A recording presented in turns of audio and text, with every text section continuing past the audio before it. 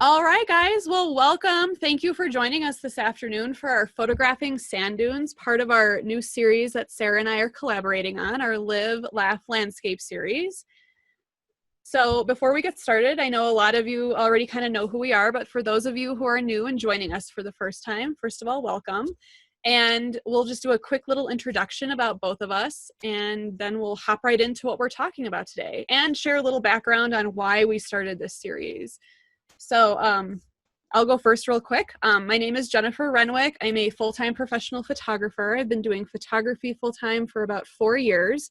I travel full-time on the road with my partner, David, who you might see in the chat. He's going to, if you have technical questions, go ahead and write them in the chat, and he's going to keep up with that and kind of help anyone that's having problems. He's our kind of like Oz behind the curtain today for our presentation, and we thank him for helping us.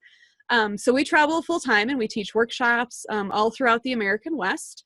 And yeah, we travel full time with our 2 cats. It's a lot of fun. And that's a topic that Sarah and I will hopefully be talking about soon here in our series as well. So with that, tell us a little bit about yourself, Sarah.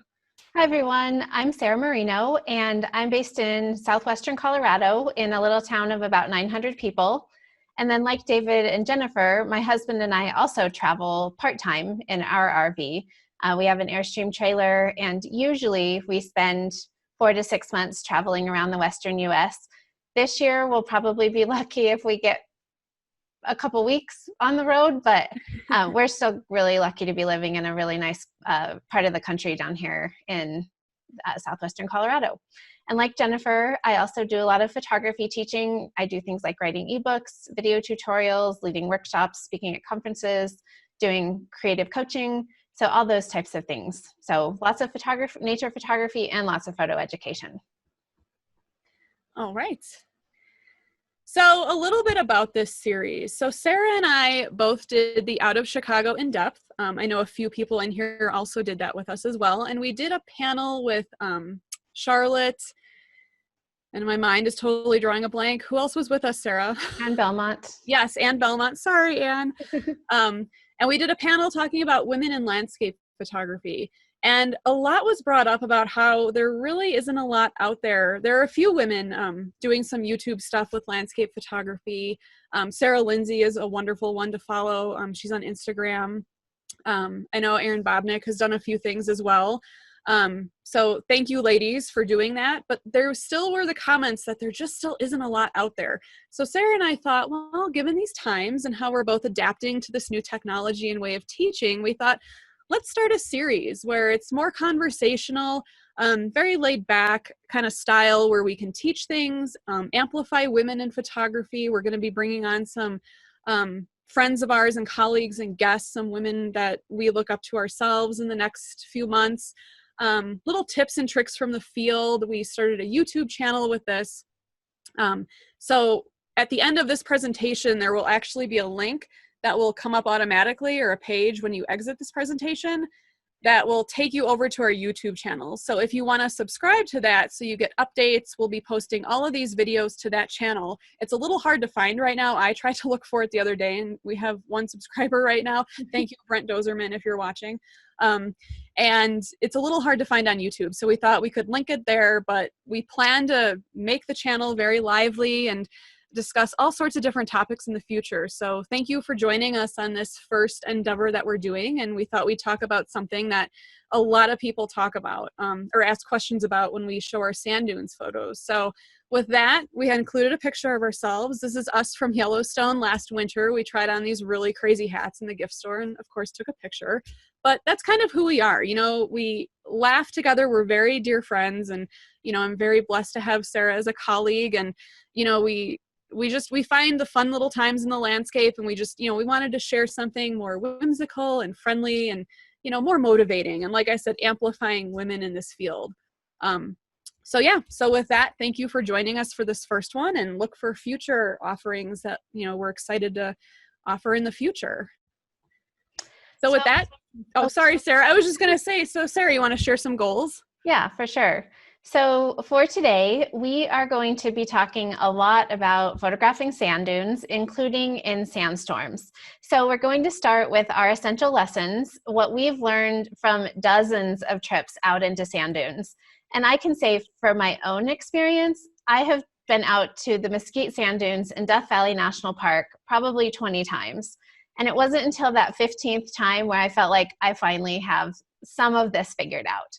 So hopefully we can share some of our trial and error and the lessons that we've learned over a lot of time just trudging through sand looking for compositions. So we'll share some lessons. We hopefully will help you build your skills and give you some ideas. So the next time that you're out in some sand dunes, you'll be able to know where to start and have some ideas instead of flailing around like I did for many, many times. I did too. And then we'll show a lot of examples from both of us.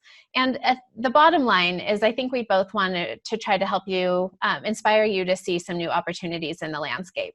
And while we won't be talking about coastal dunes or coastal sand, a lot of the same lessons apply. So if you go to a coast with little sand dunes or sand ripples and that kind of thing, hopefully some of the same ideas will apply in landscapes that some of you might be closer to than the sand dunes of the Western US or throughout the rest of the world.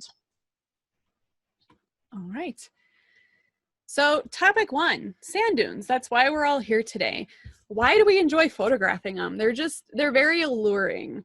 They offer so many different composition opportunities. You can use a lot of, metaphors for your own life just by watching sand dunes. They resurface just like we start over a lot in life with our own personal goals, and they weather these storms kind of like we do in life. I know this all sounds a little hokey, but bear with me. But that's really what photographing sand dunes to me kind of represents. Sarah, what do you think? Like, what do you think of when you photograph sand dunes? I think just the dynamic nature, like you can go out on one day and have one experience, and then the conditions will change and have a totally different experience. If it rains, then you'll find totally different patterns than you did a couple of days before. So I think in general, that's one of the reasons that I love Death Valley in the first place, is we're going to talk about lots of sand dunes today, but Death Valley in particular is one of the most accessible places for sand dunes. And the fact that you can just go out, take a different path, start at a different point on the side of the road and find something totally different, it just keeps me coming back to the same place over and over again. Yeah, they truly are one of nature's most dynamic scenes, and just that's what makes them so fun to photograph. So first, let's talk about what are sand dunes. I'm a geologist at heart. I have my degree in geology, so of course we can't just like come into this without a little science lesson. So that would just be silly. So what is a sand dune? So sand dunes are pretty much mounds of loose sand that have been carried by the wind. So dunes form when the wind doesn't have enough, or it doesn't have any more energy to keep carrying those particles of sand through the air. So naturally, they just, as the energy decreases, the particles fall and they deposit, creating these dunes. In Death Valley, you'll notice that a lot of the dunes are smushed up against the mountains with large playas in front of them. So as the windstorms come through, there's still material being deposited on the dunes. So it's still a very ongoing process to this day. And, these ideas, like Sarah was talking about, can be applied to smaller sand dunes, like in the coastal areas, especially for smaller scenes, even though we won't really touch on the coastal dunes, but keep that in mind for sure. So there are many different types of dunes. So there are blowout dunes, there are barken dunes, there are parabolic dunes, dome dunes, there are also star dunes. The Mesquite sand dunes are a good example of crescent dunes, linear, and star dunes. If you ever have the chance to kind of look at aerial photography from dunes, you'll definitely see, what a star dune is. You'll see the linear dunes. The barken dunes are pretty easy to identify. They're the little crescents and numerous patterns. So I challenge you to actually go on Google Earth and look at sand dune fields. It's pretty fascinating to see how they form and how they continually kind of shift a little bit. So this map here kind of demonstrates all the sand dune possibilities in the western US and on the Colorado Plateau. So you can see some of these sand dunes are extremely extensive. And some of the more well-known locations are the dunes in and around Death Valley, which we'll be talking about a lot today. There's Great Sand Dunes National Park here in our home state of Colorado. And there's White Sands, which is a beautiful, beautiful set of dunes in New Mexico. They're very widespread. They occur in 23 National Park Service units across the US. And how many of you in the chat have been to international sand dune locations? And let us know where you've been. Let's see what pops up real quick. Some of you had to see black sand dunes in Iceland. Yeah. Namibia, Morocco, the Empty Quarter, Namibia, the Yukon. Yeah, the Yukon's one of those places where you wouldn't expect sand dunes, but when we were researching this, we saw sand dunes all over Canada. Yeah, so Very lots and cool. lots of places. All right. So Sarah, why don't you give us an introduction? Okay, so when we talk about sand dunes, there are a couple of different types of experiences, and we can think about them along a continuum, from a gentle introduction to an incredibly intense experience in terms of physical exertion. So if you have never been to sand dunes, I'd say the best places to start are going to be White Sands National Park in New Mexico, or the Mesquite Sand Dunes in Death Valley National Park. So the reasons that we're saying that these represent a gentle introduction is they're easily accessible. So for both of these, the parking lot is essentially right near or in the dunes. You're going to see sand near the bathrooms in the parking lot at both of these places. It's at a lower elevation, so you don't have the complexity of hiking at a high elevation. And both of these dunes are not terribly steep. They're pretty gentle rolling dunes. The tallest dune at the Mesquite Sand Dunes, for example, rises only about 100 feet above the valley floor. So it's still walking in sand, and you still have to walk out to find good compositions and explore some, but they're still easily accessible, lower elevation, and not too steep. So that's what makes these more of a gentle introduction to sand dune photography. If you want a more intense experience, then you can try some of the backcountry dunes in the Mojave Desert, and Death Valley National Park is in the Mojave Desert, but there are other sand dune fields in the Mojave. So great sand dunes in southwestern Colorado, or south central Colorado, I guess, in the San Luis Valley. That's another option that's pretty accessible to a major city, but still a pretty intense experience once you get there. So if you're looking for more hiking, harder, a lot more exertion, just a more intense experience overall, these are two places that you could consider going. So with the Great Sand Dunes in particular, you're starting at 8,000 feet to begin with, and you're surrounded by some 14,000-foot mountains. So that gives you a sense of the terrain compared to Death Valley, where you're starting essentially at sea level and going up 100 feet. It's about a mile to get to the base of the dunes, and you're hiking through sand almost the whole way. And then these are very, very steep and massive individual dunes. So where in Death Valley you can walk and walk up and over 10 different sand dunes in 10 minutes, at the Great Sand Dunes, you're going to be hiking up a steep dune before you get to the crest for 15 to 20 minutes in some cases. So that's just a very different experience, and it makes it really hard to explore for photography. And then some of the backcountry dunes in the Mojave Desert are very similar, where you have to drive on dirt roads, sometimes 4x4 access roads. Then you have to hike across the desert floor with no trails, find your way, and then once you get to the dunes, they're significantly steeper. So they're mostly medium to tall dunes with some smaller dunes, but there's still a lot of elevation to get to some of those higher dunes if you want a top-down perspective. So these locations just require a lot more planning, more difficult hiking, and certain types of vehicles to access. So that's the continuum from pretty gentle, your first time out, to a much more intense experience. Yeah, and like I say, sand dunes, it's 2 steps forward and like 4 steps back when you're climbing up the dune. And then you add a camera bag into the situation. Yes. You're like, why am I doing this? Yes, thigh burners for sure. Yeah. As I like to say.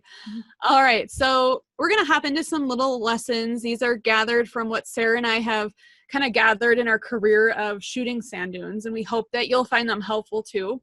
Everything from how you prepare yourself to your camera gear to, you know, things to look for when you're on the dunes, to working with different types of light, to stormy dunes, windy dunes, all that good stuff. So we're going to jump into that right now. So be prepared. I was a Girl Scout, so that's one of my main mottos in my life, is always be prepared. So while David and I look totally ridiculous in this photo, being prepared and is safe, more importantly, is super, super important when photographing dunes. I'll go over some key pieces of equipment to have with you to help you prepare for whatever condition you're photographing in. So as you can see here, both David and I wear contacts. So you can imagine sand dunes, glowing sand, contacts. That's not a good mix at all, and a very painful mix at that if you do get sand underneath your lens. So we always wear eye protection. So David found these glasses that we're wearing here, I think on Amazon, for $10. They're construction glasses, and they kind of block the sides, so it really helps with blowing sand. I'll talk about ski goggles here on the next slide. And you see us wearing our masks. Now, don't shame us. We bought these masks literally 4 years ago. We were painting something. We bought these. I have asthma, so I'm super sensitive to, like, you know, fumes and everything. So we bought these N95 masks. Little did we know what we were walking into in 2020. So I always share this picture, and now I share it saying, we did not buy these just for the dunes, and these are old masks. So we're not keeping equipment from important people, I promise. But yes, this is what we look like when we head out into sandstorms. So other equipment that I'm talking about. So I already kind of covered the eye protection. You don't need this for heading out into the dunes on your calmer mornings and calmer evenings. It's really more for the blowing sand. And if you don't have contacts at all, sunglasses might be just fine for you. But if you wear contacts, definitely look for eye protection. And I also have a picture of a buff here. So you can see my ski goggles here. I've used those. I also have a buff here so you can pull it up and kind of cover your nose and your mouth so you're not breathing in the dust. I'll touch on valley fever in a few slides down and kind of discuss that.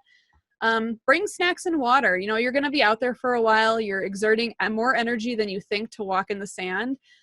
So definitely bring snacks, water. Don't dehydrate. It is a desert.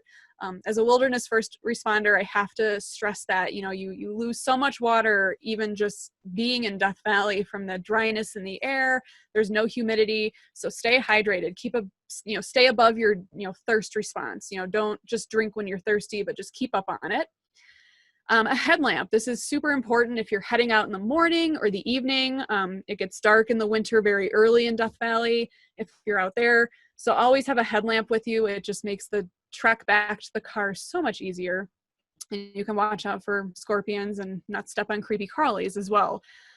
Camera bag, tripod. So camera bags, generally any camera bag will do. I'm not going to dive into all the different camera bags. The camera bag that I have shown is a Mind Shift, and this is the one that I like to use, especially when I'm out photographing the sandstorms in the dunes. It's got like a little fanny pack that you can just swing around, unzip, grab your camera, shoot, move to a new location, put it away, zip it back up, swing it back around, so you never have to take your bag off your back. During sandstorms, the sand blows really close to the ridges, so it's about ankle high. You're going to get hit with sand. So if you put your bag down, it's going to get covered in sand, buried in the sand. So that's why my personal preference is I try not to put my bag down, and that's why I like this Mind Shift bag. A tripod is a must for photographing the dunes, especially when you get into that softer light twilight hour. I have a bad habit of hand holding all the time. I'm getting better about using my tripod. I have a good relationship with my tripod now. And one little thing about tripods in the sand dunes. So this is super important. Hopefully you guys can see this. So when you set up your tripod in the dunes, always make sure your first leg is extended. I feel like I look really ridiculous right now holding this towards the camera, so sorry, it looks a little obscene. But I just want to demonstrate that you don't want to put your tripod in the sand like this. So you have all of your joints here. Your sand is going to just get, sand is going to sneak into these joints, and you're going to hear that crunchy feeling, and you're going to be cleaning your tripod for days. So when you're out in the dunes, always extend your first leg so this portion is in the sand and it's not affecting your joints. That is unfortunately a lesson that I learned the hard way after many tripod cleanings, so I figured I would pass that on to you guys. And then coat, hat, sun protection, sunscreen. Layers are super important, especially in winter in Death Valley.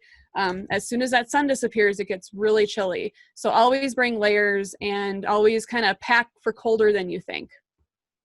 and good hiking shoes. You don't want to be constantly dumping sand out. It's very uncomfortable to walk on sand in your shoes, especially on those mile-long treks back to the car.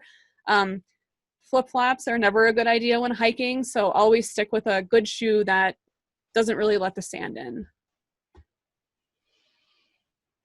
All right, second part of being prepared, personal safety and navigation. I know Sarah and I both use Gaia when we're out on the dunes. The picture in the middle is kind of a picture, an actual screenshot of our track that last winter that we took out to the dunes. You can see our track in the blue there. It really helps you navigate back to your car, because when you're standing in sand dunes, you may not always see the horizon or where you parked your car. You may be able to see it when you're standing on a tall dune, but as soon as you exit that dune, you're going to lose yourself. And we've gotten lost before, and hence that's why we really like using Gaia, because you can track yourself back to the car. It shows you your way back. It's, if it's dark, it doesn't matter, and you're constantly keeping an awareness of your track.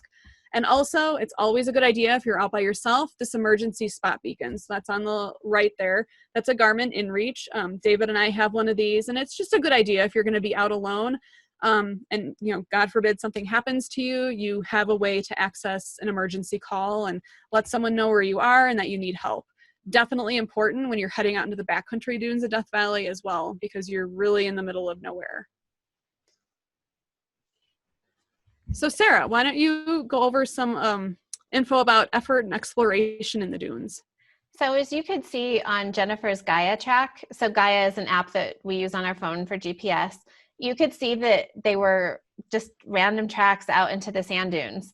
And I feel like it's really important to make it clear that there are no trails in sand dunes. Like, I can't think of a single, well, in white sands, they have markers that lead you to campsites. But once you're beyond the campsites, you're on your own. So there are really no trails and no marked routes or anything like that in any field of sand dunes that I've ever visited.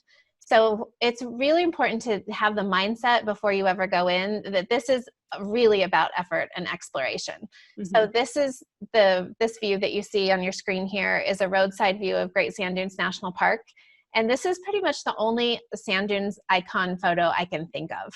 While there are some kind of typical compositions, like lots of layers, those are always different sand dunes when you see them. It's people going out and finding that set of layers and then photographing them. It's not the same set of sand dunes every single time.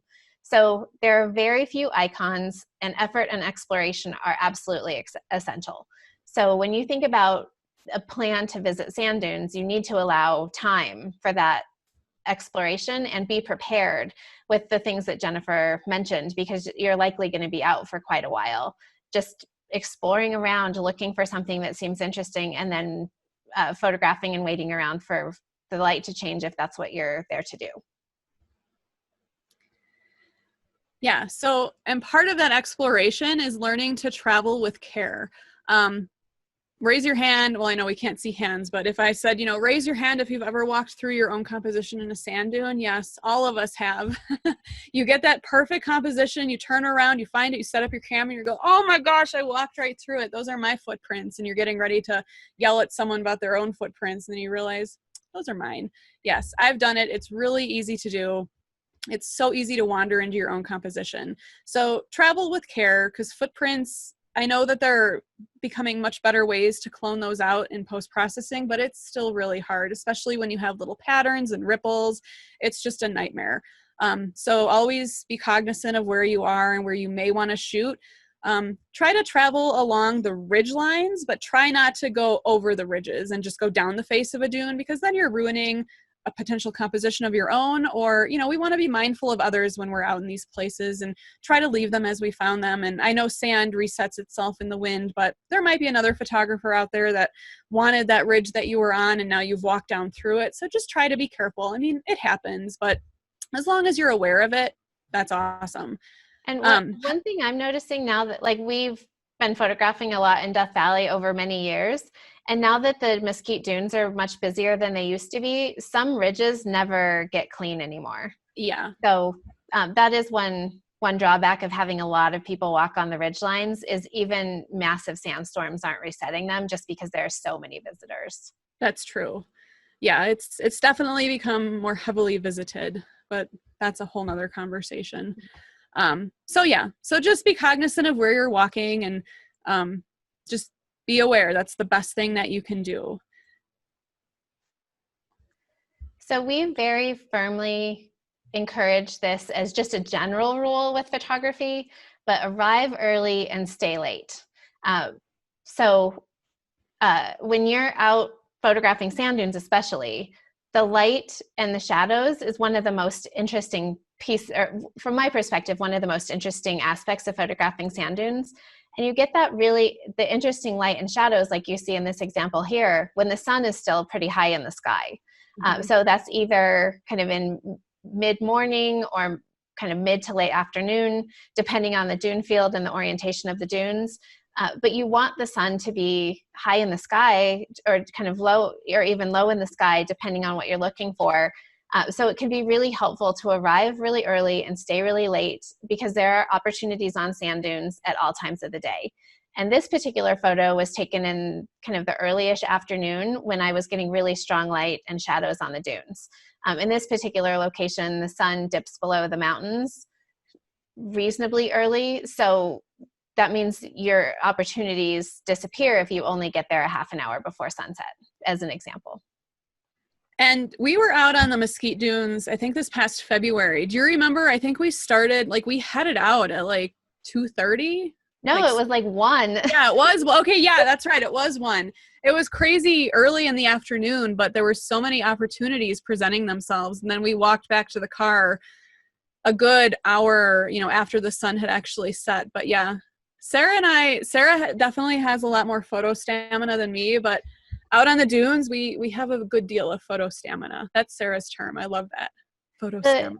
The thing about that day that Jennifer's talking about is that we got out there, and as we were walking, it was during a sandstorm. It's these conditions are absolutely crazy. There was so much sand in the air.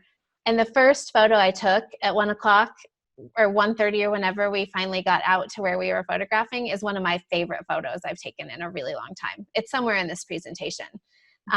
But if I hadn't been out there in the middle of the day taking photos when you're not supposed to take photos according to the rules of landscape photography, I wouldn't have one of my favorite photos. So arrive early, stay late, and be open to opportunities. Just don't think in terms of just the golden hour when you're photographing sand dunes.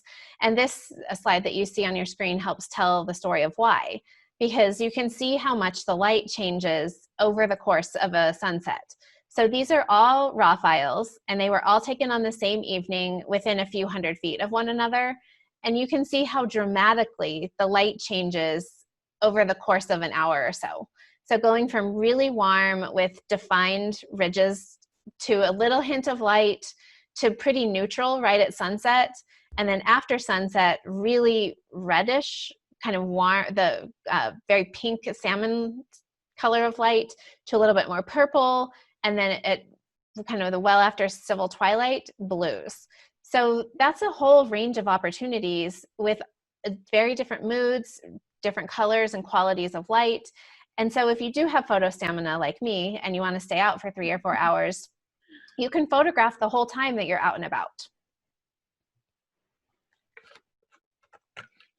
So embrace clear skies. This is definitely this is a common thread between Sarah and I. There is no bad light, and you'll hear us very often refer to, how we love actually photographing in blue sky conditions. Death Valley is a place of reflective surfaces, the salt pans, the sand dunes, the salt flats. I mean, it all reflects light, even the mud tiles. So even on a clear day, you'll still get a wide variety of colors reflecting on the mud, anything, or the mud, the sand, the salt, whatever. Blue skies turn like a blue. If you've got a pinkish tone in the sky, even though it's clear, it'll reflect that pink light. So you'll hear us, I think both of us, if you said, what percentage of your portfolio from Death Valley was shot with blue skies, I know mine personally, it's probably up there by 80%. So yes, embrace clear skies, because unfortunately what social media seems to say is that, these epic sunrises and sunsets happen all the time. That's just not reality. So when you learn to embrace the conditions that you're given, you become a more well-rounded photographer, and it just really enhances your creativity and your experience. So sand dunes are great to work with under any kinds of light. Let go of those expectations of good light versus bad light and learn to work with these different types of conditions. So for example, the picture on the left was shot right after sunrise in the morning on the Mesquite Dunes. I zoomed in for a little bit more abstract look, but you'll start to get those ridges outlined in like the golden, warmer light with the blue shadows. The image in the middle was shot over on the Eureka Dunes right at sunset. So we had a clear sky. So I said, okay, great. I'm going to work with some smaller details. So I captured a sun star going behind the edge of this one giant dune. And then obviously clear skies during the day, beautiful conditions for working in black and white. And sand dunes lend themselves beautifully to black and white photography. So many tones and shadows and highlights to work with. So yeah, just let go of those expectations and embrace clear skies, because you can do really beautiful work with sand dunes and clear skies. We need a shirt that says this, Sarah, this good light, bad light. So learn to observe and anticipate lighting conditions, because doing so will open up all those opportunities to you. So don't think of it as good light, bad light. Think of it as, okay, what qualities are positive about this light that I'm shooting in, and what opportunities do I have?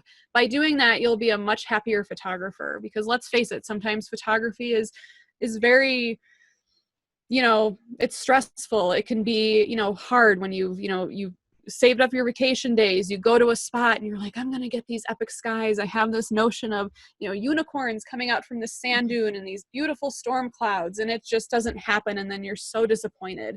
And that really plays on your creativity. So just get rid of those expectations, learn to work with what you're given with. And that's why we're kind of putting on this presentation too, is to show you what you can work with in these conditions to help give you a better idea so you can take it out in the field and use it now. Bad lights. So these were all taken during what we like to, we make fun of by saying bad light. And I know that the 3 photos that I have, or the 2 photos that I have in this little montage of photos are some of my favorites. And that's the one on the left here and the one on the right. And, it was blue skies, and I walked away with this. And, Sarah, do you want to just talk briefly? You've got some really nice black and whites in here. Yeah, same kind of situation, totally clear skies. The one in the upper middle was during a sandstorm, so that there was a little bit of atmosphere and the light was a little filtered, but it was still a totally clear day. And then the lower ones were, again, all on clear days, where the harsh light and shadows actually is a really great benefit for black and white photography. So again, it's like if you have a clear day, instead of being disappointed, say, I'm going to work with the harsh shadows and the strong light and work with black and white, or I'm going to photograph into the sun where I'm getting these interesting light on the ridges, so that it's a different type of photographic opportunity, but it's not better or worse than if you had clouds. So this photo is a broad view of the Mesquite Dunes in Death Valley National Park. And the reason that I wanted to include this photo is to show the complexity of this ecosystem. Because usually when you see photos, like really well done photos of the Mesquite Dunes, you see all these lovely curves, and it's a very narrow view, and you think that these beautiful curving dunes must go on for miles and miles and miles. Well, that's because people are really isolating very specific parts of the sand dunes. So you can see here that it's a really complex ecosystem with playa. There's little playas or little mud flats in between a lot of the dunes, the smaller dunes. There's vegetation everywhere. There are mountains surrounding the dunes. So it's a really chaotic environment. And every other dune field that I've ever been to is very similar, where it's just very chaotic. So from my perspective, the most successful photos of sand dunes usually focus on a simple concept, where you're focusing on a core idea like patterns, repetition, a prominent dune, some kind of repeating layers or light and shadow, so that you can simplify around one of those particular themes.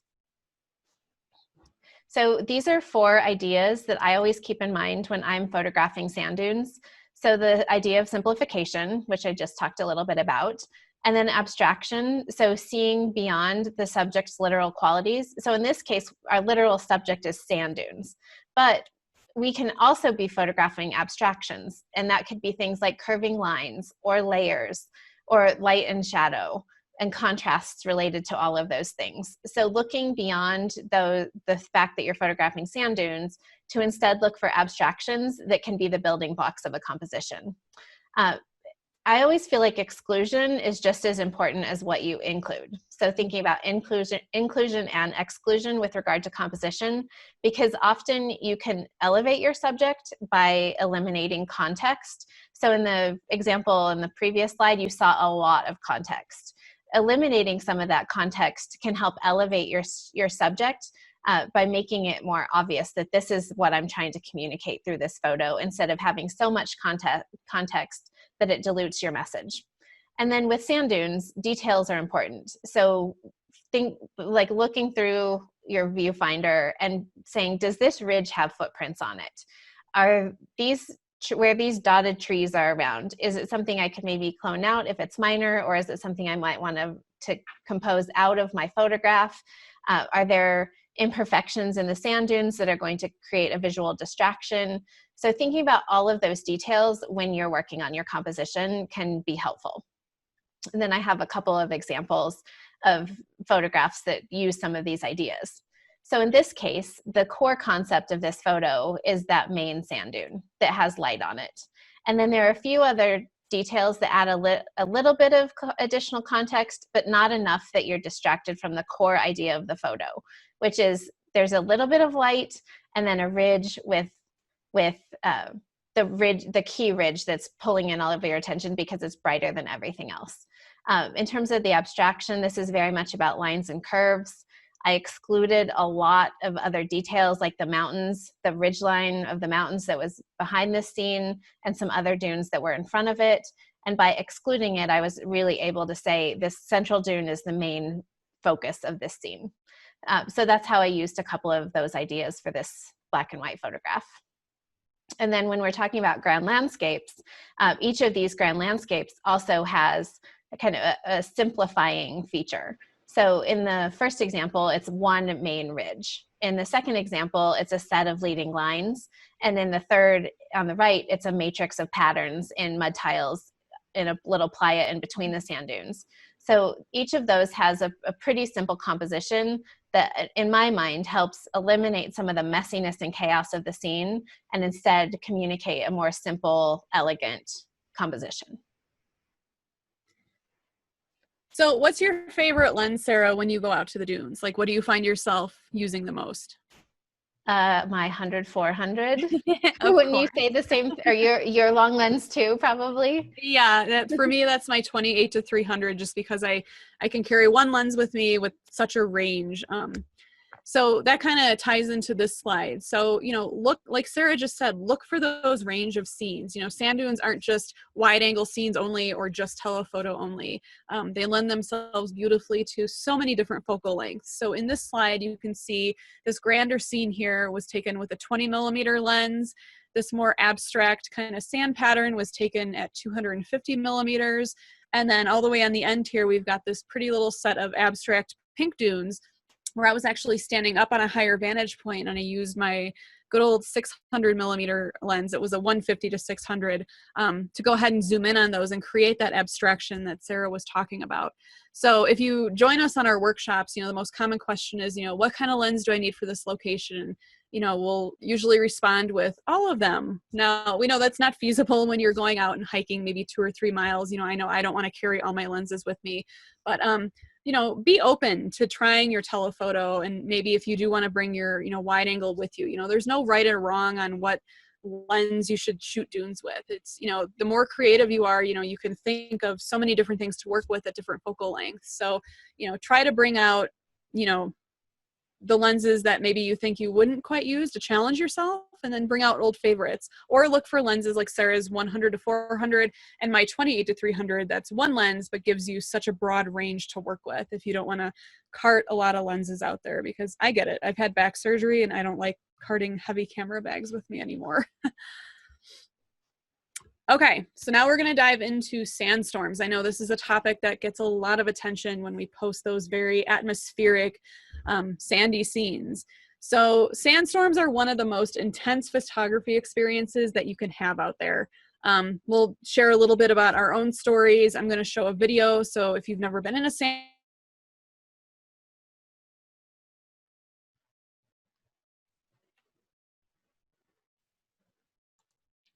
I'm not sure if, can everybody hear Jennifer?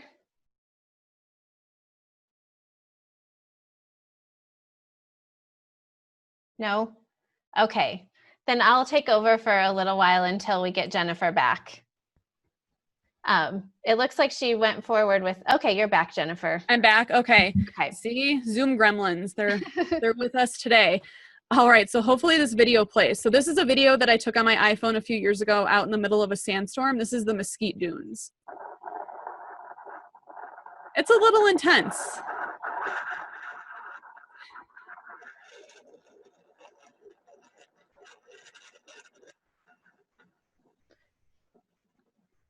There's David. So yeah, so it's definitely, I mean, intense is really the only word that I can use to describe this. I mean, it's what I like to call free exfoliation. I mean, it will exfoliate your face, any bare skin that you have. You walk away with sand in your hair, inside your ears, you know, coat pockets. If you haven't zipped up your coat pocket, I've done that, where you come back and then you've got a nice little souvenir of mesquite sand dune sand. It's so intense, but if you can deal with the conditions by preparing, like we're going to kind of help you with here, you'll find it extremely rewarding photographically. And sometimes it's just a plain fun experience to get out in nature and just feel the elements like this. Yeah, I think that's one of the main points that in talking through the sandstorms things that we wanted to make, is that like you feel alive, because Yes. it really feels like you're part of this super intense natural phenomenon that's happening. Whereas I think a lot of landscape photography, at least for me, if I'm interacting with my subject, but it just doesn't feel quite so intimate, where I think this is simply the most intense photography experience I've ever had. Like, just things are changing really fast. Just the complexity of working in a sandstorm where you have 40-mile-an-hour wind just blowing sand in your face, and it's hard. It's kind of complicated to move around, and you see the sand, like you'll walk and then turn around and your footprints will be gone. Like, that's just a really intense, enlivening experience. Yeah. I love photography experiences where you can use all your senses, and this is definitely at the top of the list as fulfilling those. Yes, for sure. So speaking of wind. Yeah, speaking of wind. So generally, I don't ever look at forecasts before I go out to photograph. I just like to kind of go and see what happens. But with sand dunes, it is really helpful to at least have some information, especially if you're trying to find a particular type of photograph. So I don't rely on this kind of information to tell me, should I go out or shouldn't I go out, but instead just to be prepared and to know more of what I should expect.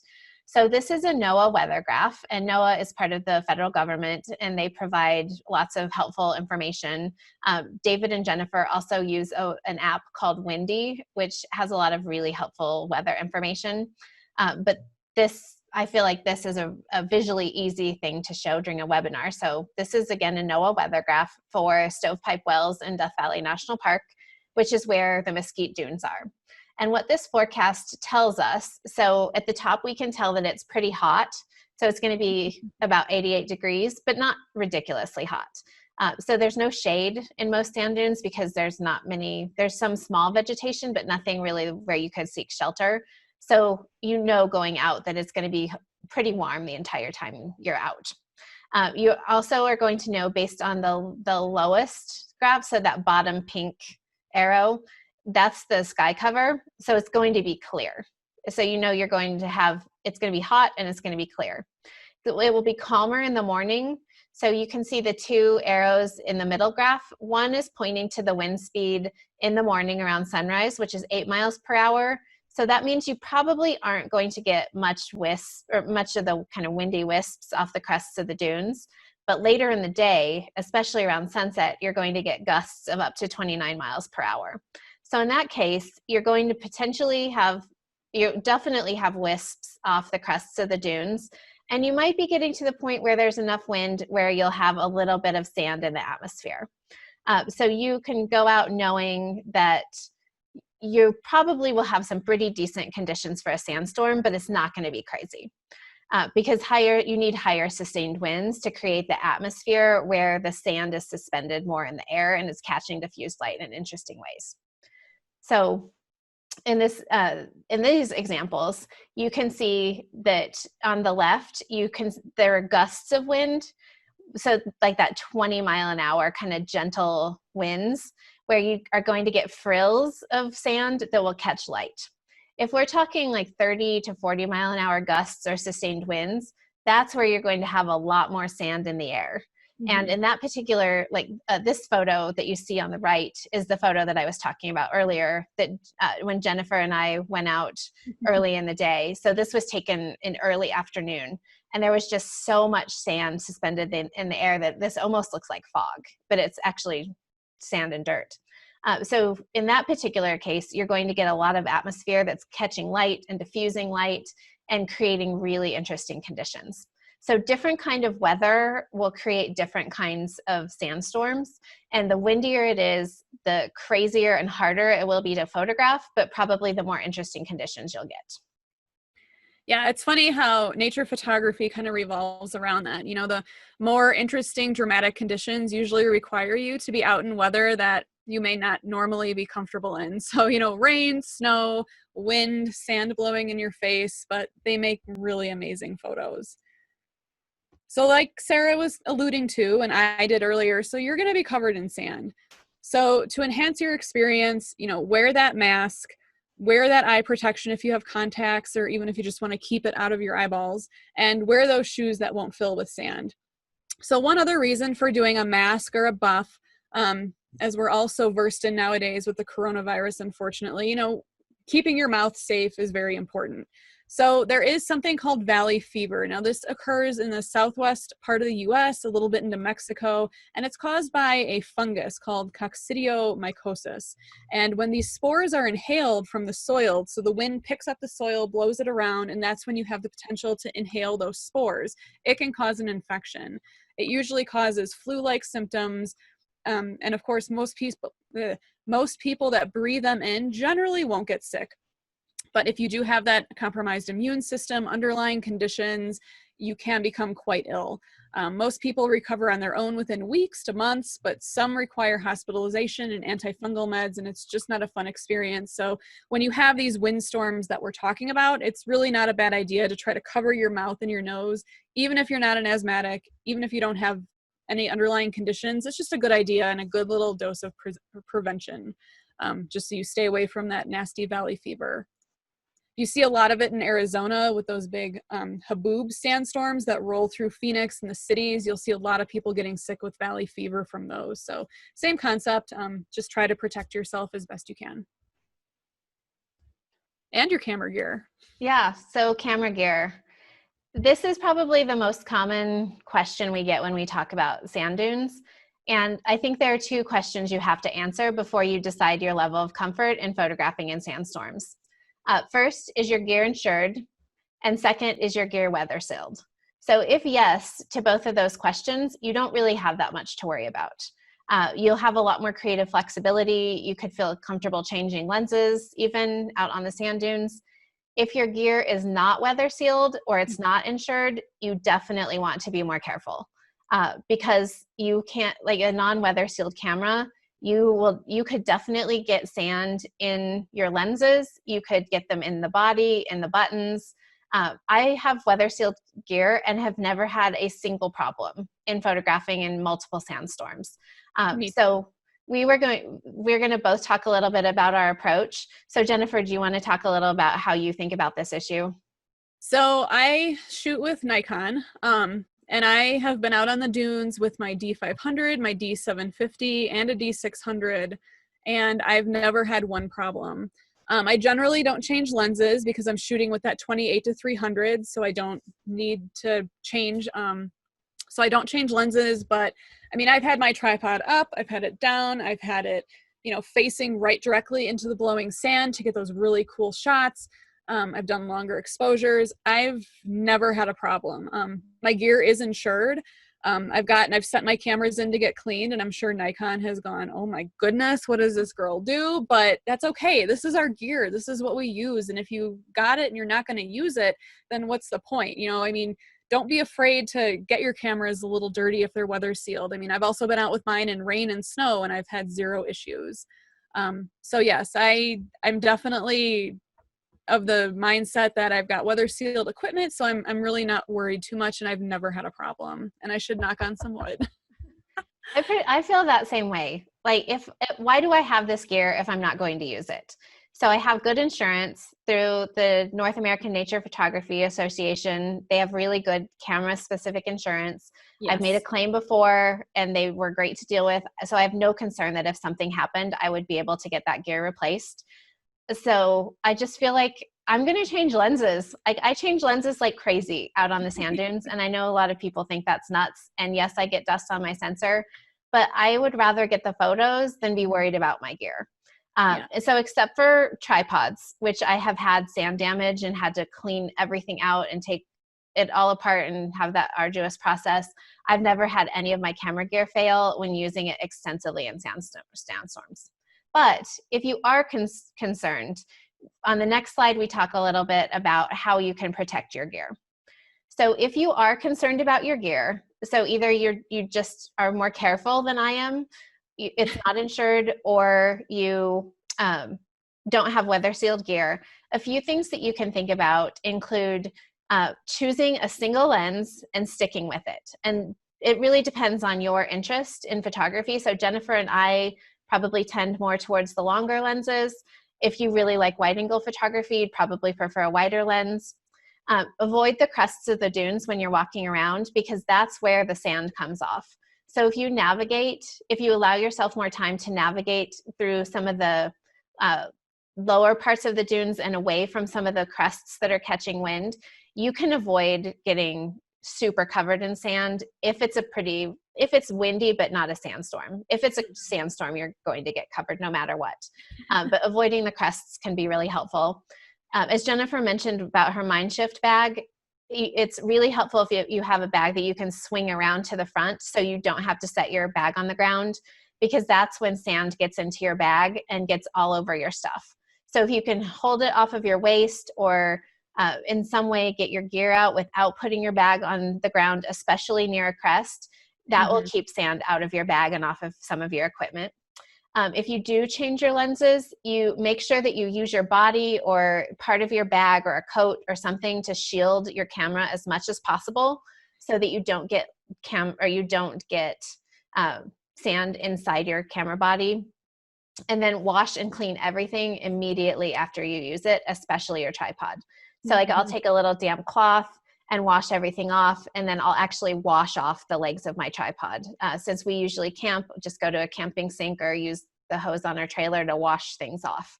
And if you do get sand in your lenses, I have personally found that with my Canon gear, over a month or so of regular use, that sand works its way out. So it starts kind of crunchy, but then in a month or after a couple of uses, I don't even notice it anymore.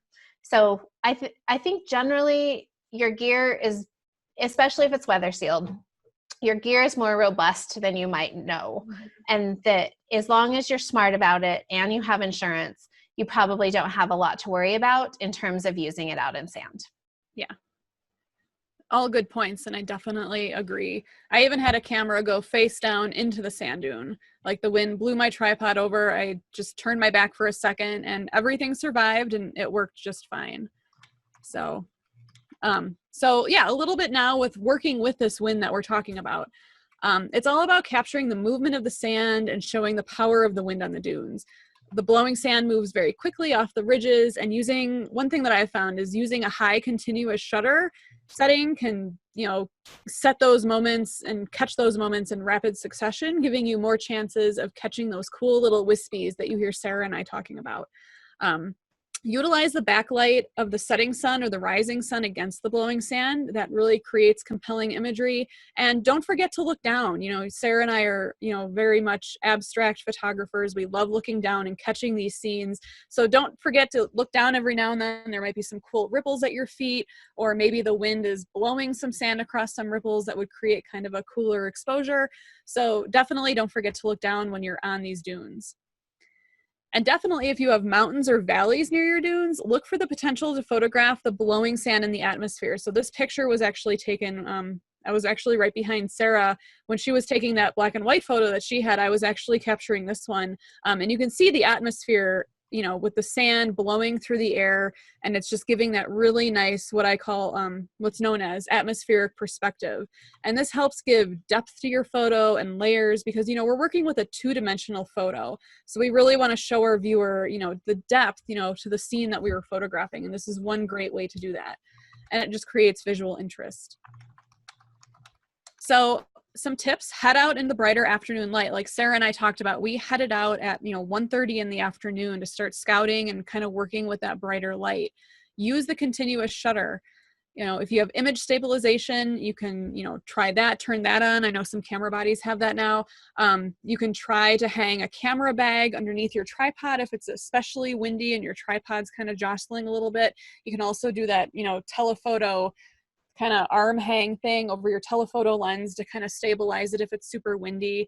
I already explained about the tripod legs and the joints. Try to keep that set of joints out of the sand, so always expand that first leg.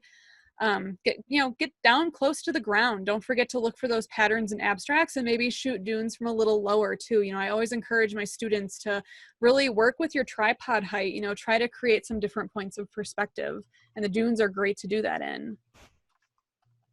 So now we're going to transition to, Sarah and I both have a case study of one of our, some of our favorite sand dunes photos that we've taken. And we're going to show two very different interpretations of very similar conditions to kind of show you guys just how well you can work with these conditions and create totally different scenes and photos. So my scene here, this was taken, I call this one Afternoon on the Dunes. This was taken in the Mesquite Dunes in Death Valley. So it was about 1 p.m. on a sunny, clear day. So there are those clear skies again. And obviously you can see it was very, very windy. So I photographed this with my Nikon D750. I had that 28-300 lens on that I love so much. This was at 210 millimeters, ISO 100, f10, 1/60th of a second, tripod, no filters were used.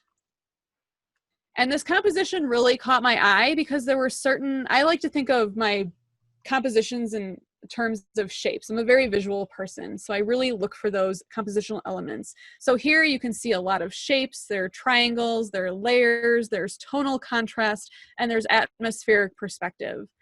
So for instance, here are all my triangles. So the dunes make triangles, the mountains behind the dunes even have some triangular patterns in them.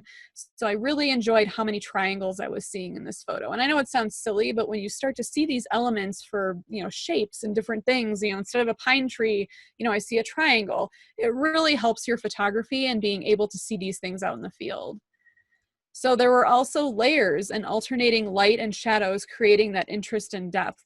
So as you can see here, we've got the layers of the dunes, we've got the layers in the mountains, and even there's a layer of this atmospheric perspective that I was talking about earlier.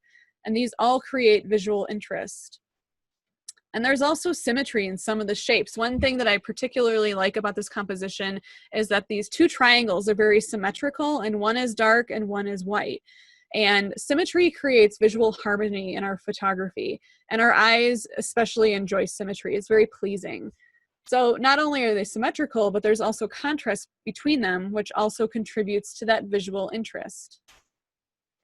And the atmospheric conditions add another dimension of depth and creates that interest as well. It also gives a sense of the movement. So even though it's a still image, you can get that feeling that this was just blowing across the playa and the sand dunes. And it was very windy, and it gives you that idea, even though you weren't there yourself.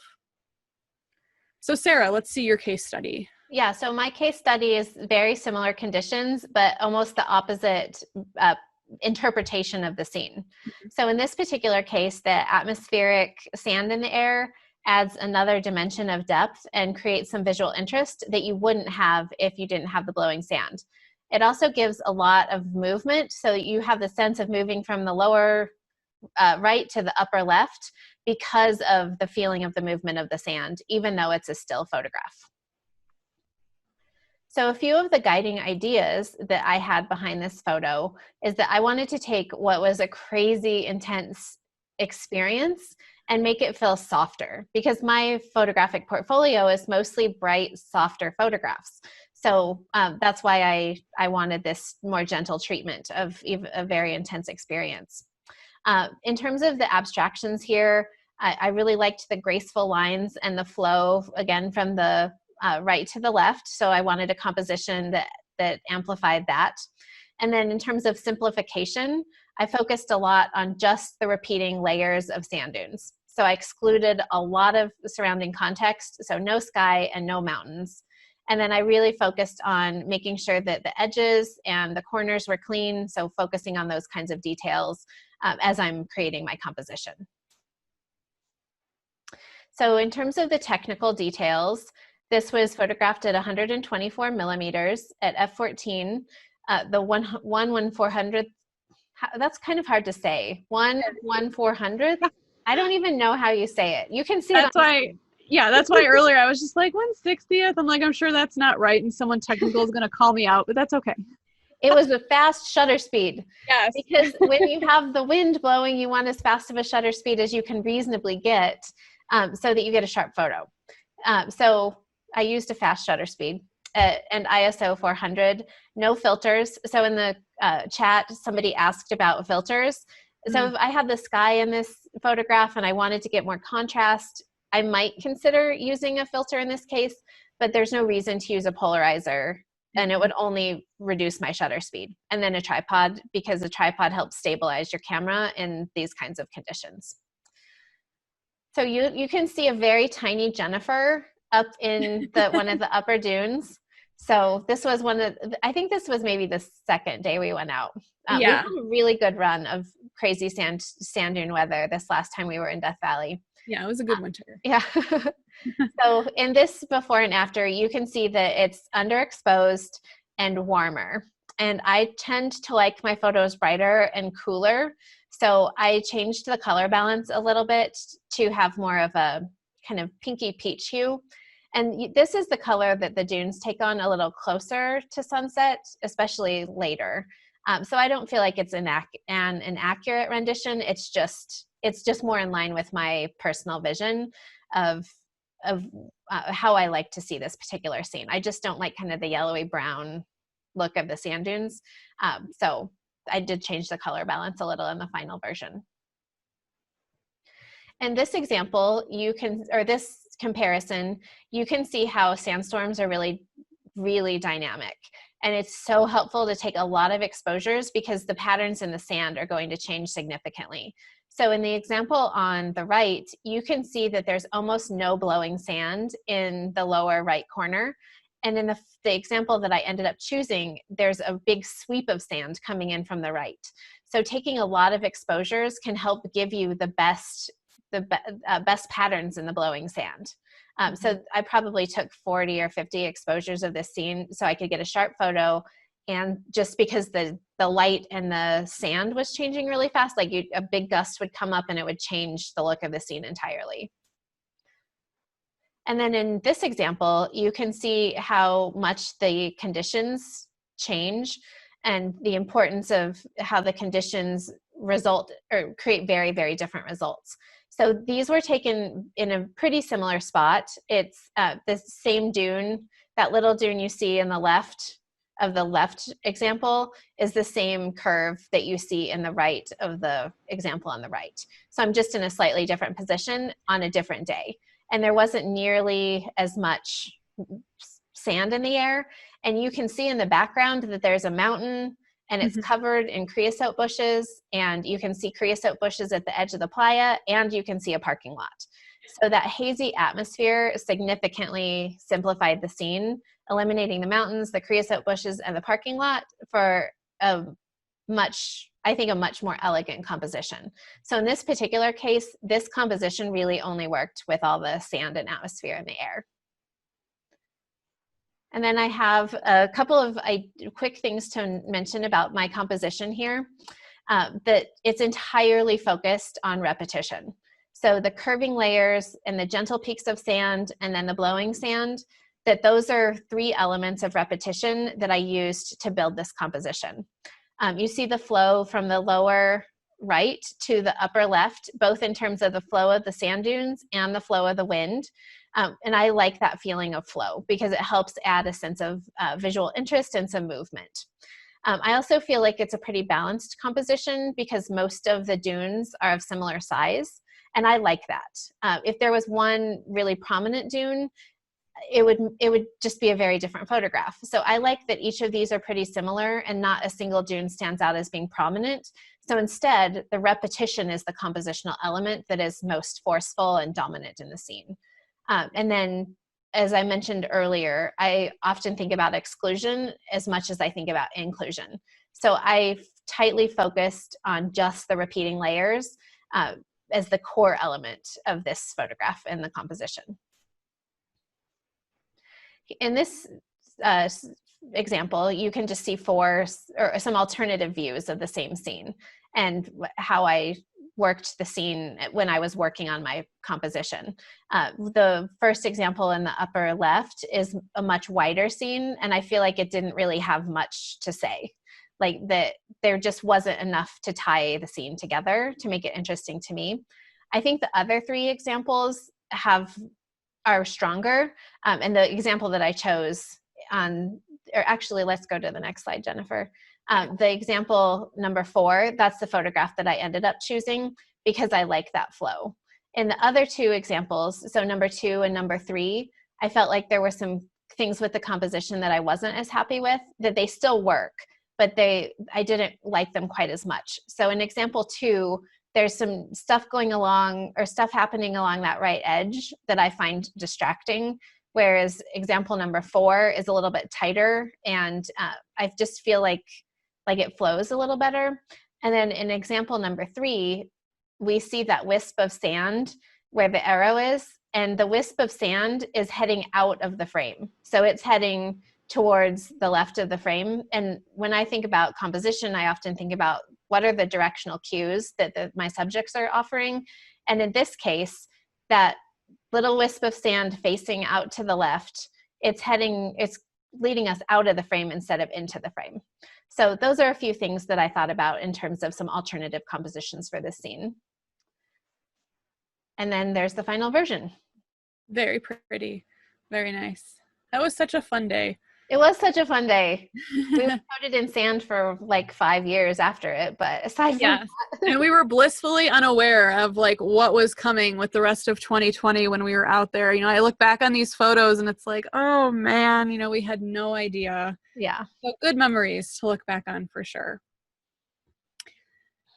So if you are interested in any more updates or workshops or kind of, what else we, kind of have going on in our photography lives, Sarah and I both put out a newsletter. Ours is through Exploring Exposure. Hers is through Nature Photo Guides. And they, we send newsletters out and they're very personal. We just kind of update you guys on what we've been, kind of doing. And we try to provide, some other things to go check out, whether it's ebooks from our colleagues or some stuff that we've recently released, such as, photo galleries or ebooks or these webinars. So you can go ahead and head on over to their respective websites there and sign up if you're interested in more of that. And then I'm always happy to hear from people. So if you have any questions, here's my email address, info@naturephotoguides.com.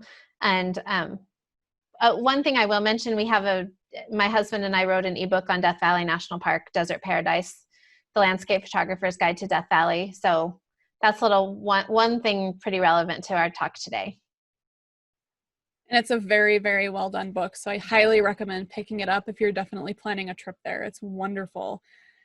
And then here's my contact info so you can visit my website. Little disclaimer, my new website's going to be up in 2 weeks. So if you visit this one today, it's some links are broken. It's an embarrassing mess. So please bear with me. In about 2 weeks, I'll have my finalized version, which you can still find there.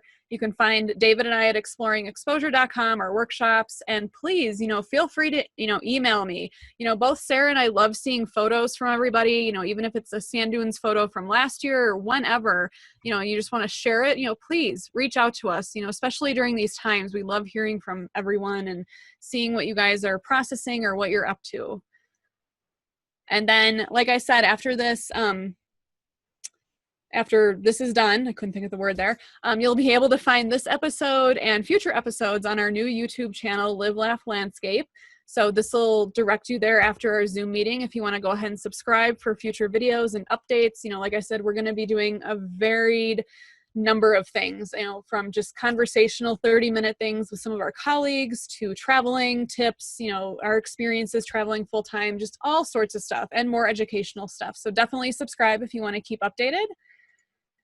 And I see that we have almost 30 questions.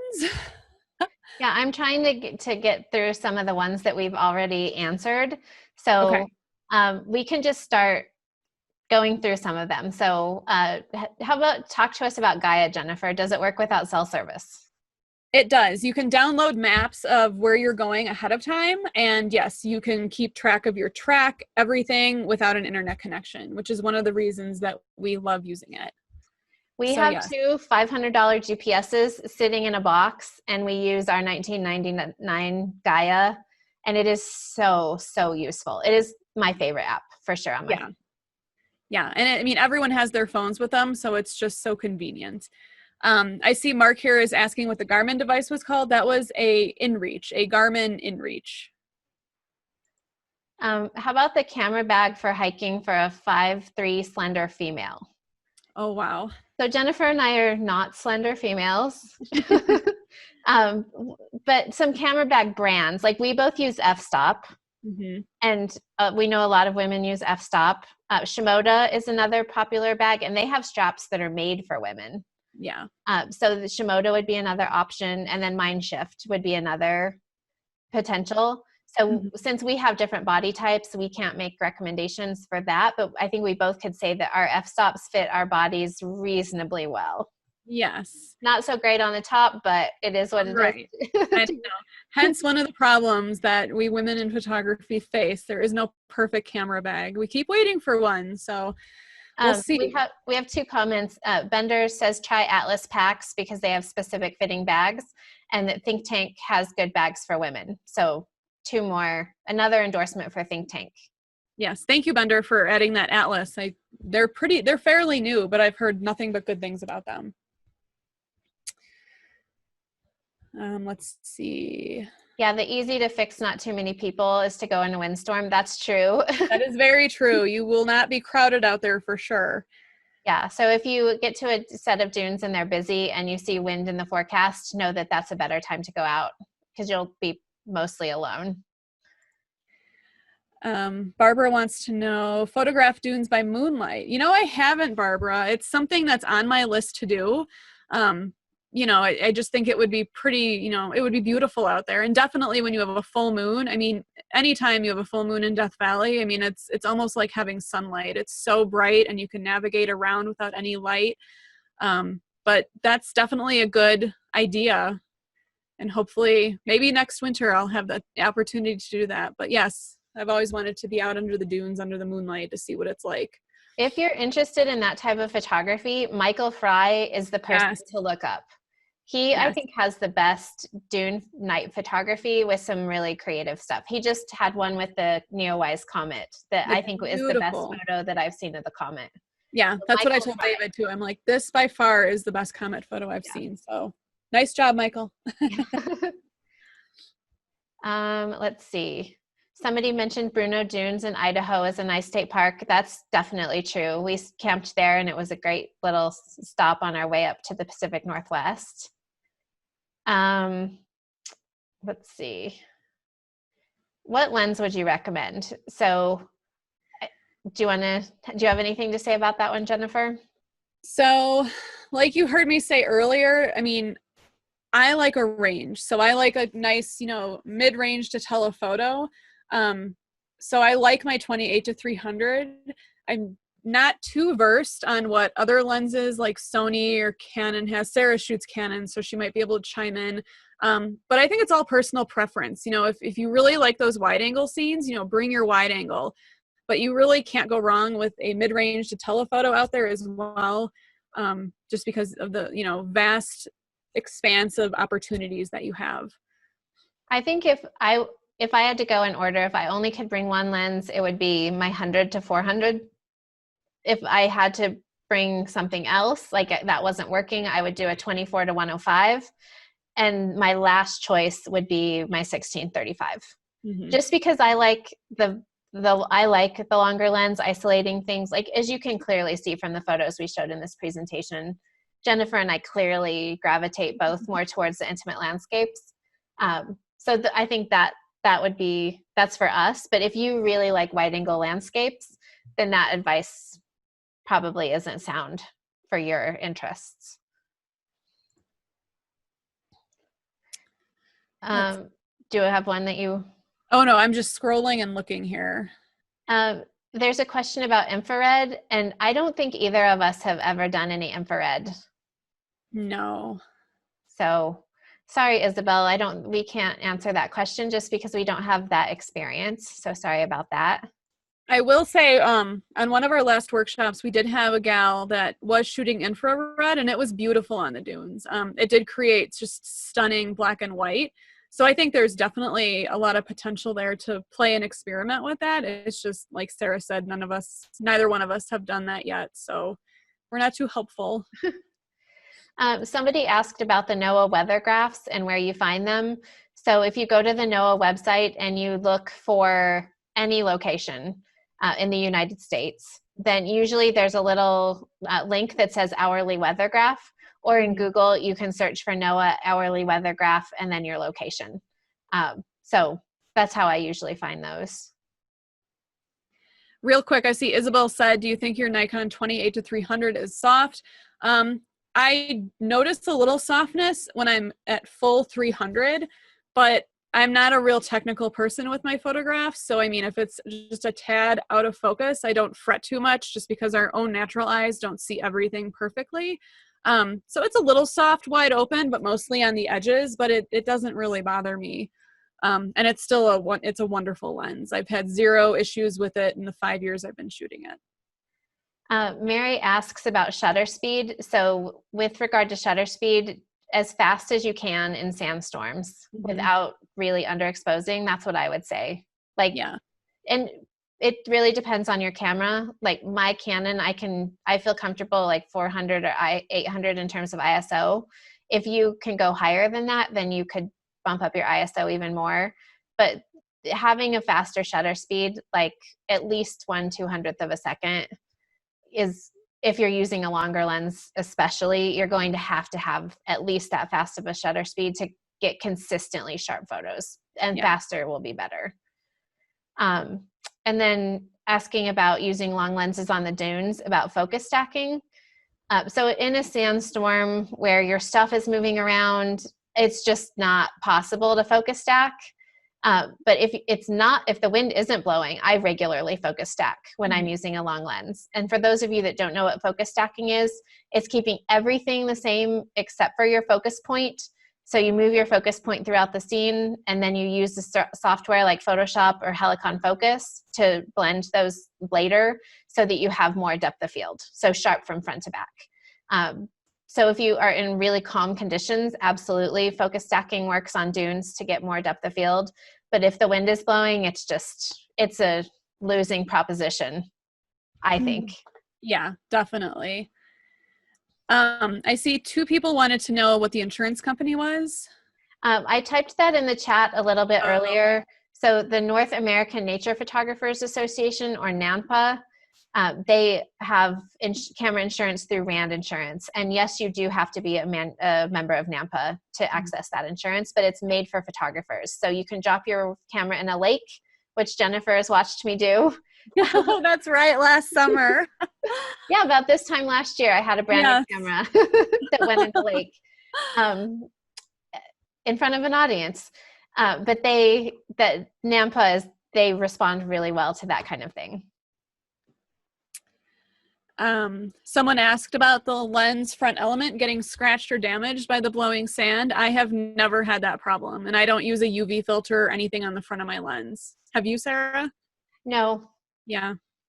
But like if you're worried, if you're generally more cautious with your gear, having a UV filter, like there's no harm. No, it's a very simple thing, and yeah, it'll give you that peace of mind if you're definitely worried. Based on the fact that I just said I dunked my camera in a lake, and that I changed my lenses on sand dunes, you can all know that I'm not the carefulest person. And it looks like Connie just wanted to know if I use that lens on both my D500 and D70. I do. And it works beautifully on both. Somebody has another gear question about how do you know whether or not your gear is weather sealed? So yes, look up the specs. Mm-hmm. If you have more professional level gear, and by professional, that generally just means more expensive. So like the Nikon D850, the Canon 5D Mark IV, the Sony A7 blanks, whatever's, those cameras are all going to be weather sealed. Mm-hmm. More entry-level cameras probably are not. And then you also need to make sure your lenses are weather sealed. If they are, it will say so in the manufacturer's information. Oh, Mike Chamberlain, our weather expert. Hi, Mike. Provided more helpful information about where to find the weather graphs. So he said, go to weather.gov, click on the map as close to the location as possible, which will bring up a higher resolution map. And then again, click on the locations you're interested in. And then that forecast will show like much more details or more details. And then in the lower right, you can click on the hourly weather forecast. So weather.gov. Thank you, Mike. Thank you, Mike. Mike used to work for the National Weather Service, so he's very helpful. Yeah, he's probably like, no. Yeah. And he's a wonderful photographer too. So yes, he's skilled in both. Yeah, so we already talked about the UV or the protective filters. Isabel says, please consider adding another Death Valley workshop next year. Oh, thanks, Isabel. We'll see. We're just taking it one day at a time with the COVID. So let's fingers crossed that next year we start to return to a little normal. So we'll see. Judy asks if there are any dunes in Western Canada. I'm not sure, but there's I searched for dune fields in North America and found some maps. So you could take a look there. Sorry that I just don't know that much about that area. Yeah, I don't either. Let's see. Yeah, we already kind of covered the not changing lenses out in the dunes or just picking a lens and sticking with it. It's all about your comfort level. Coco asked which Canon I use. I use the Canon R mirrorless, and I absolutely love it. And I use an Enduro tripod, which I think is a good compromise between quality and price because it's not crazy expensive. Jennifer uses a different brand. Mm-hmm. Right now I'm using the Breakthrough Photography or Colorado Tripod Company, who's part of Breakthrough. And they're making really excellent tripods at a great price point for the quality that you're getting. And I've used Enduro too. Ruben asks if we've ever sandblasted a lens. I've never had any problem. Neither have I. The only thing that's even come minorly close is what Sarah was talking about, that if your zoom gets a little crunchy with sand, usually in a week or two, I don't even notice it and it's gone. It looks like there are a couple of questions in the chat. So if you want us to answer your question, make sure it's in the Q&A because we'll go through these and then we'll wrap up pretty soon. How about in a sandstorm where the light is diffused due to the sand suspended in the air, do you tend to overexpose as you might if you were metering for fog? So I would usually your histogram's pretty narrow in those kinds of instances. There's just not that much contrast, even when it's in the middle of the day. And I would say generally I just kind of expose a little bit to the right, look at my histogram and feel like I was not clipping my highlights or shadows, but I wouldn't necessarily intentionally overexpose. And I agree with Sarah. I don't have anything to add to that. A question about the app, the GPS app. That's Gaia GPS, which I just put in the chat. So GAIA GPS. So someone asks, why start only in early afternoon? Why not early morning? Oh, you can definitely do both. Sarah and I were just referring to our one experience in February when we went out earlier in the afternoon. On that particular case, the wind hadn't kicked up yet, so it really started around noon. So that's why we headed out early. But, you know, like we say, give yourself plenty of time to find those compositions, you know, walk around, wander, to take it all in. And you can absolutely wander around early morning too. You know, we didn't mean just go out in the afternoon. Early morning can offer just as many photographic opportunities as any other time of day. And occasionally there's still wind going on in the morning in Death Valley, and I've gone out then too. So yes, there's no perfect time of day. Here's a kind of hard question that we could take forever to discuss, but which photographer and whose work has influenced you, past or present? Oh gosh. I can just, a real quick answer. I'm inspired a lot. They weren't even photographers. They were actually painters. I am very inspired by Thomas Moran and Albert Bierstadt. I study their paintings quite frequently, especially with more of my landscape work, just studying how they painted light and their use of light. As far as a photographer, Guy Tall has always inspired me from the beginning. Gosh, you know, this is one of those things where you're asked on point and I'm like, I can't remember, even though I have like so many names. I'll let Sarah hop in here. So this is such a hard question to answer because there are so many fantastic photographers doing work today. So I'll answer this in terms of who influenced me most when I was just getting started, and I think had the most influence on where my work has gone. So Guy Tal, Charles Kramer, William Neal, and Floris Van Brugel would be the four people that I feel like 10 years ago that I'm really glad I saw their work, because I think I naturally was drawn to smaller scenes, and seeing their work, I think, gave me the confidence to say, yeah, I'm going to go in a different direction than what is the main trend in nature photography in the US. Yeah, William Neal for me too, definitely. His small scenes work is just phenomenal. That's a great question. It's hard to answer. It is. There's one about color correcting. About the, it doesn't really look like this. This person gives the example of pink sand dunes versus white at White Sands National Monument. But sometimes they do look pink. They do. I think that's one of the biggest misconceptions about desert landscapes is like, oh, because people are there in the middle of the day and they're just like, it's brown. Yeah. Well, around sunset and like you saw in our presentation, sometimes these dunes are purple, sometimes they're blue, sometimes they're golden. Yeah. So I think in terms of color correction, I don't do color correction. I choose the color balance that is most in line with my vision for the scene and kind of what I've experienced just being in desert landscapes. So that would be my answer to that. Yeah, and like I mentioned earlier, so many of those landscapes are reflective of the light that's happening in the sky, which is why you do get orange mud cracks sometimes, or the pink sand dunes. So yeah, I don't color correct either. Those colors definitely do happen. The question about clear sky, here's a question about clear skies and windy sand that can make a sky blotchy, especially when converted to black and white.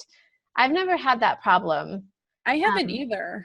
I'm wondering if it's maybe an underexposed photo that you're trying to add a lot of contrast to.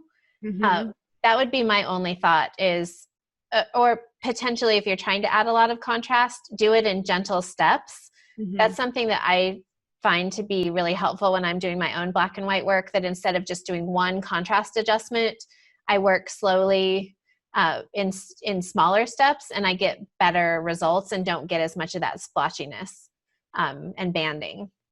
Yeah, the banding definitely, that'll creep up when you're trying to pull up shadows or add that contrast.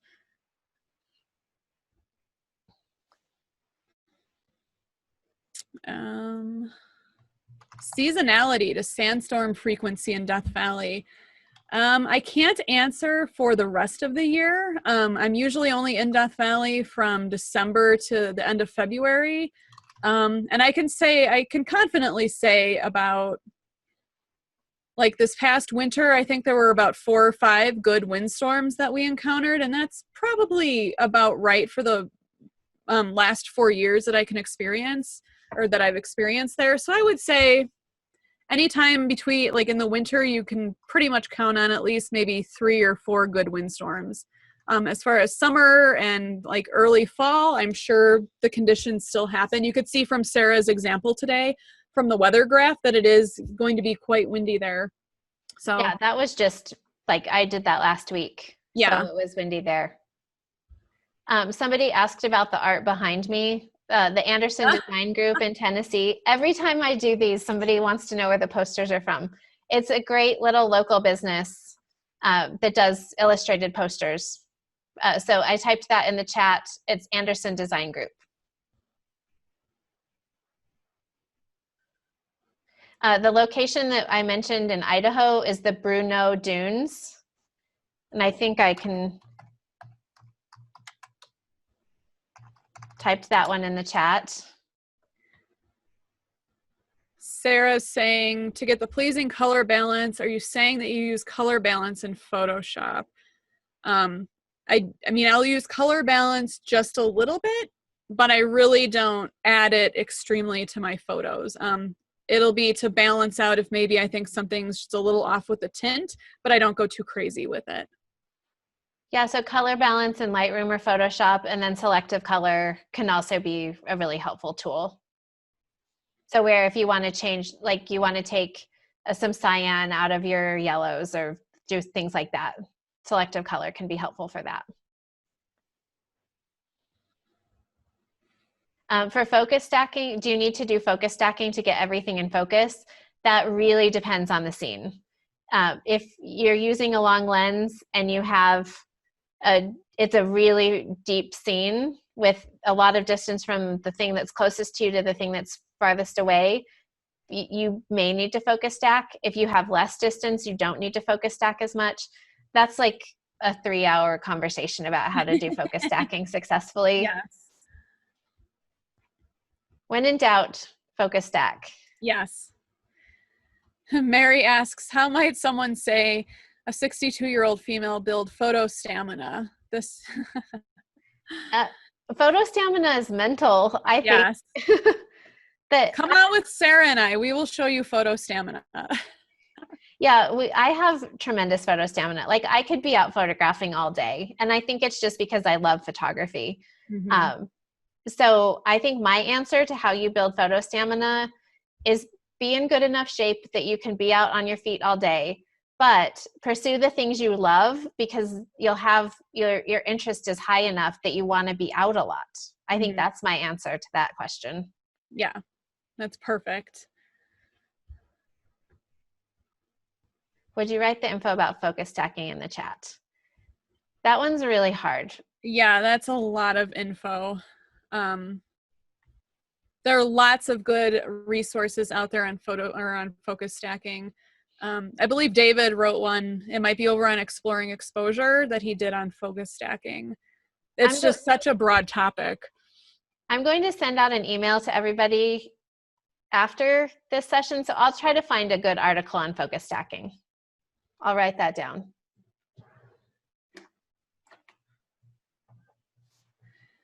Someone asked, what aperture do you like to both shoot at on the long lenses?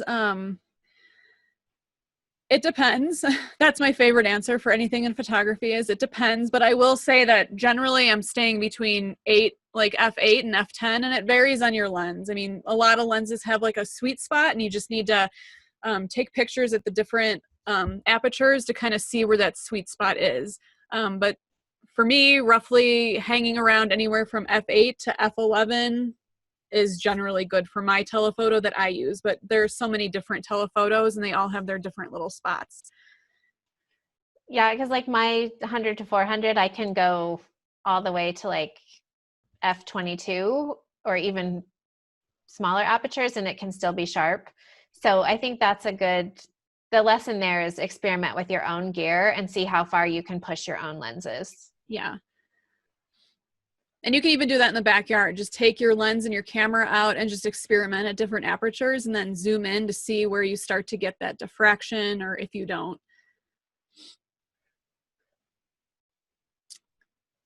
Do you have the tips for sharp images with long lenses? Have a tripod that's big enough. Yes, sturdy and big.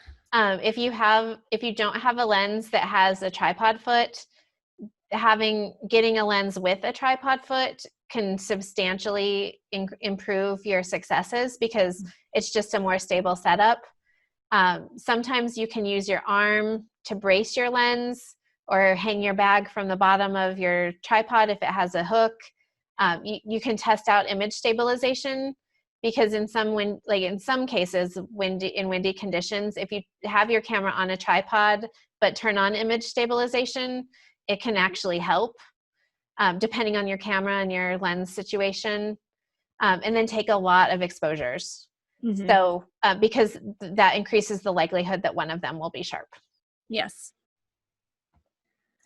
And then Mark's question, I just wasn't sure what he was referring to. He asked about a mid-range. I mean, that's the wonderful lens to use out on the dunes to catch those scenes. I don't know if he meant like the extension with the sand. Like we said, if you get sand in there, it'll work itself out. I'm not quite sure what the context was on that one, but hopefully we answered something there, Mark. Sorry, I deleted that one. Oh, no. I think we both dismissed things at the same time. Well, that's all the questions. 50 yeah. of them. Thank you, everyone. Yeah, thank you. Oh, we have 2 more that just came in. This is pretty, this question from Kiki, for black and white, do you shoot in black and white setting or convert?